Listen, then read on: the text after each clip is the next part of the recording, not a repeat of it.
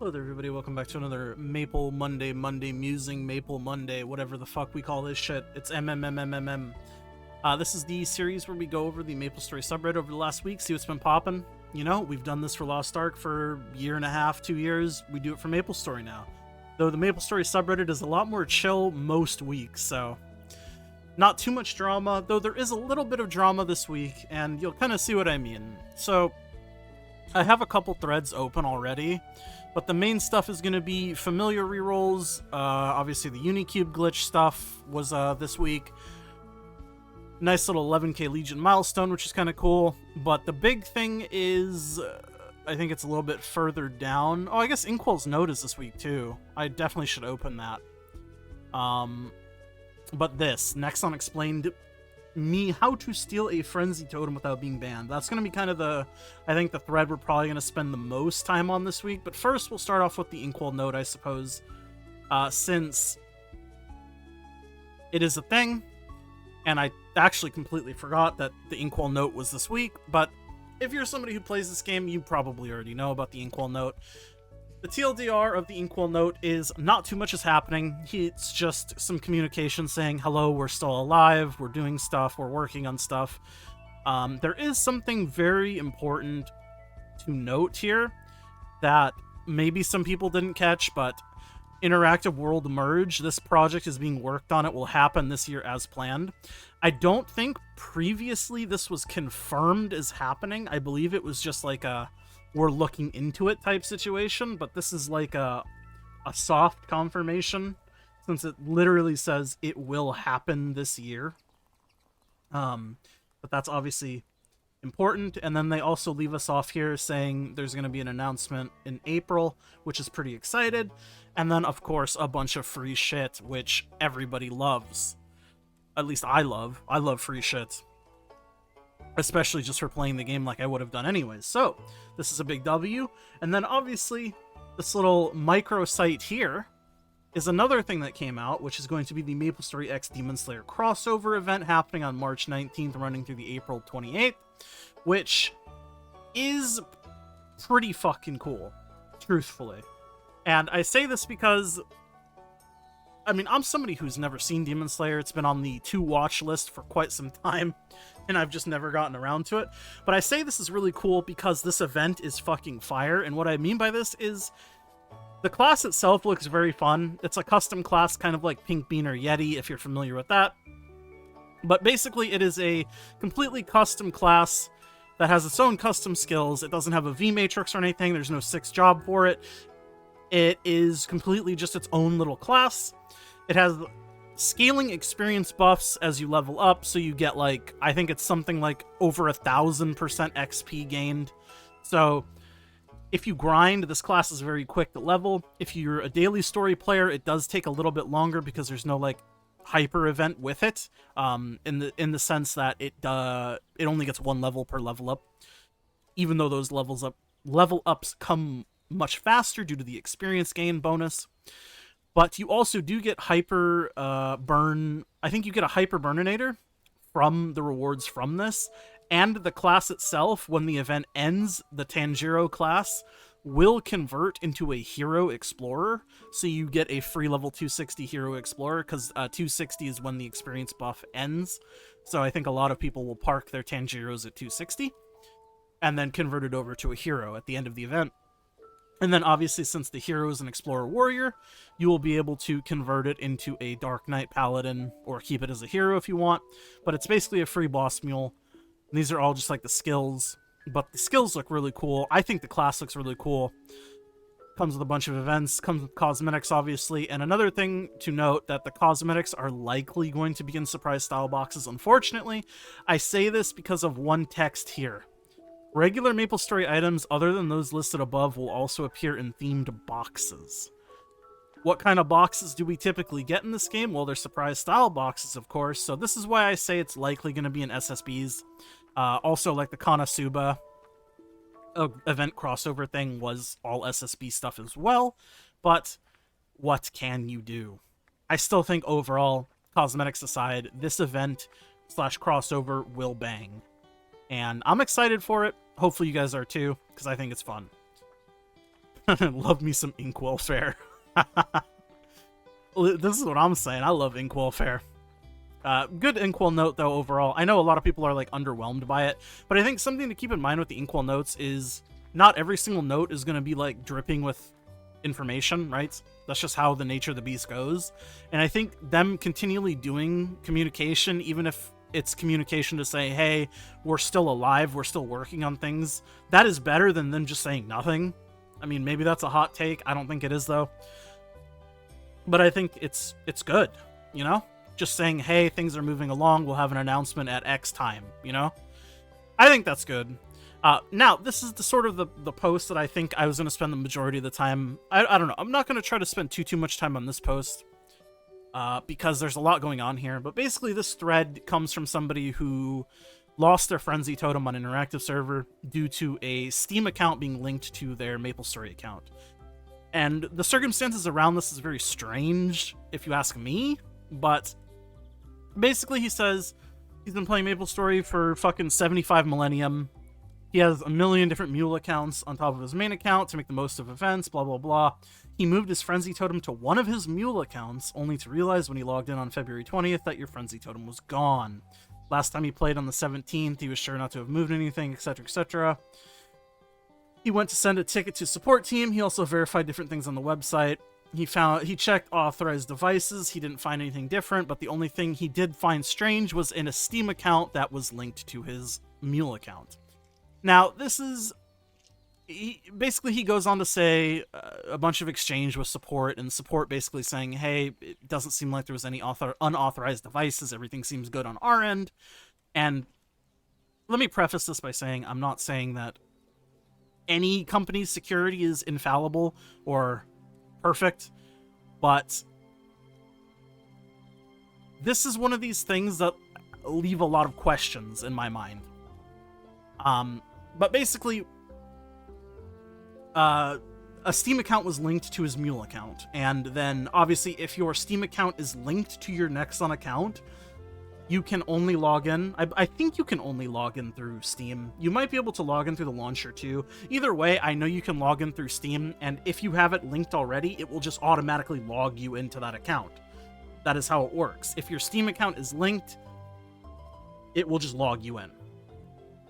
And the only way to link a Steam account to your Nexon account, excuse me, is by logging into your Nexon account, right? So this means if you have two-factor authentication and everything, you must get through that first. And only once you get past that will it let you link a Steam account to your Nexon account. And that's where some of the questions that I have arise, which he says basically he doesn't understand how there can be no two-factor authentication, which there is, and that you can just link a Steam account, this and that. But the thing that he's missing, seemingly, is that whoever linked the Steam account to his account got through the regular login, right? Meaning either they bypassed his two-factor authentication, either by scrubbing, like, I don't know, his session. I don't know if Nexon account sessions can be easily scrubbed, but I know, like, Steam sessions can be, which basically takes your session that you're logged in on, and it just loads the page as if you had already logged in. So I don't know if that's what happened, but as we go further into the post, basically he's like, he has guildies come over to his house in real life, and they, like, hang out and stuff. And as he explains more and more, it seems a lot more reasonable that what happened was somebody from his guild hopped on his computer when he wasn't looking, the computer that was already logged into his account. They then linked their Steam account to his login, and then when they got home, he yoinked the totem and ran away. Which, again, is unfortunate, but it's not really on Nexon. And I hate saying that because it makes me sound like, I don't know, somebody who is siding with big company, but like, in order to log into your Nexon account, you need the password, you need any two-factor authentication, you need to verify, validate. Once you get through, you can then link the Steam account. If you leave your login unattended in real life, it's not really their fault? You know what I mean?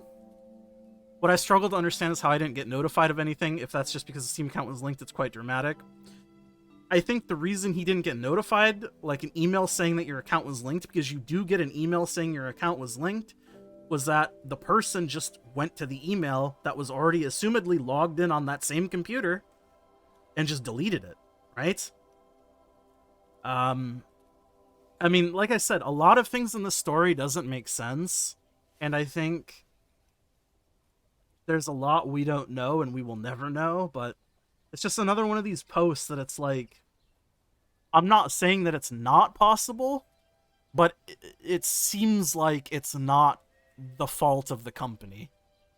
Sounds like one of your guildies screwed you. How else would they know what character had the frenzy totem at the exact moment? It's always an inside job. This is another true thing. Especially if this guy, as he self-proclaims, he has a million different mule accounts. How would they know specifically what account it's on? Assumedly, it's because it would be in an account that you were logged into, right?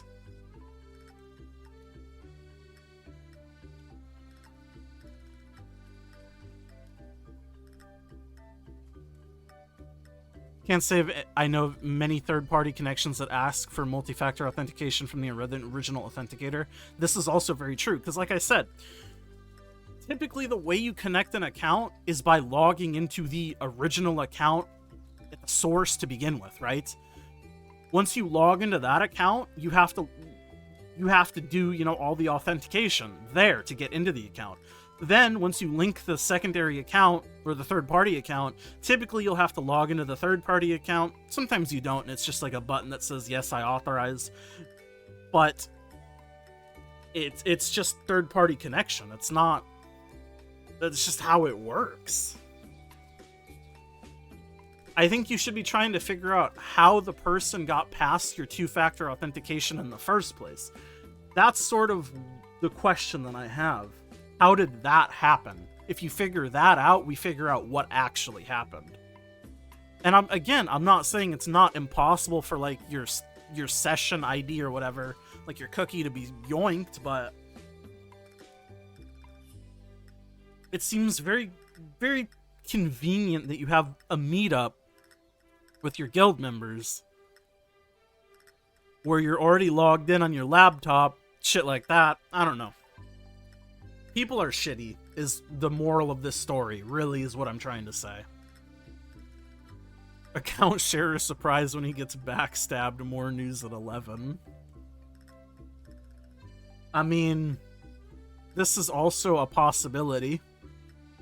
Like I said, there's just too much missing information. It's just a shitty situation for the guy, but it is, I don't think it is Nexon's fault. This is the question I would like to know. How did somebody else get access to your Nexon account settings? Because again, this would mean that they successfully logged in or somehow otherwise bypassed logging in. That is what you need to figure out. You figure that out, everything becomes clear. Anyways, like I said, I'm not going to stay too much time on that. I've already spent, I don't know, a good 6-7 minutes on it. But that's my thoughts on it. It sucks, but is what it is. What can you do? This guy hit 11k Legion. First person to hit 11k Legion, allegedly, in GMS. I mean, it says right there, Scania rank 1. For Legion level. I imagine he's just straight rank 1, so pretty cool. That's a big old fucking number. Means 11k divided by 42 is 261.9 on average. That is pretty fucking crazy. So congratulations to that man. It's my turn to be that guy. This is the last post of the week, but it is a familiar post, and goddamn is it a beautiful familiar. 45 boss and 35 IED. Mwah. That familiar is beautiful. Fuck you, my guy. D-Roy might as well not use this familiar so bad. The more I look at that monster, the more fucked up it gets. What the hell were those Megacia freaks up to? Yeah, they freaky. They freaky, Anyways, that's it. Thanks for hanging out with me, you guys. I'll see you guys all in the next one. Like the video if you like it, subscribe, all that good stuff, and I'll see you guys all in the next one. Little spoiler at the end of this video, expect a full mega cut unedited video of my Genesis weapon flaming cubing. It's going to be about a 2-hour video. Don't watch it. Nobody will watch it. I do want to upload it though because I think it's funny, and it will be the longest video on my channel by a long shot. I'll put timestamps in it so you can just scrub to the good parts. Anyways, that's it. I don't remember if I already said like and subscribe. I'm assuming I did. If I didn't, who cares? Bye!